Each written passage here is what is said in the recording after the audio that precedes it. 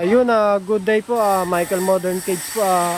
Another day, another cage po tayong ilalabas ulit. Ito na po pala yung pang stock bird na bago nating design na pina-customize ni boss na stock bird, pero ano ko po sa in-upgrade ko siya ng konti. Base po sa napag-usapan namin. Yung mga gilid po niyan, colored sheet po. Ayan, colored sheet po yan. Yung roof po niya, long span. Yung harap po niya, ang ano po nito, 2x2 po yung butas niyan para makalabas yung ulo dito ng mga pigeon po ninyo, mga birds po ninyo ba. Tapos meron na po siyang abang na lagayan ng ayun, ng beepers. Hindi po kasama yung price niya sa beepers yung babanggitin ko po ngayon.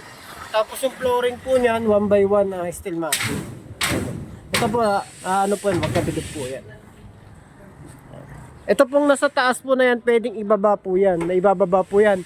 Total height po niya nasa 7 feet po simula sa baba. Ayan. Ito pong nasa taas na to na ibababa po yan, pwedeng ibaba, pwedeng magkapatong.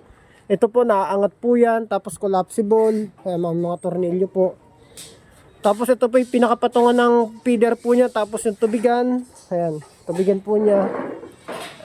Ang sukat po niya, 3 feet yung lapad niya, 4 feet yung 3 feet yung pinaka haba, lapad niya, haba po niya 4 feet, ang taas po niya 7 feet.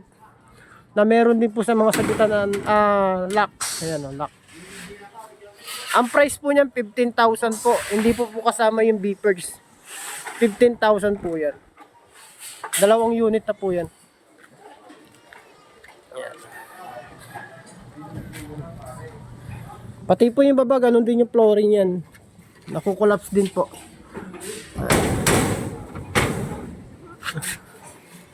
Kaya kahit nadalhin po sa rooftop yan, pwede po kasi collapsible assemble po yan. Pati po yung likod yan, hindi po mabasa yung ibon nyo. Ayan,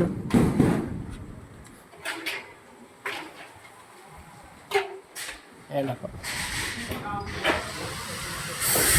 Okay na boss.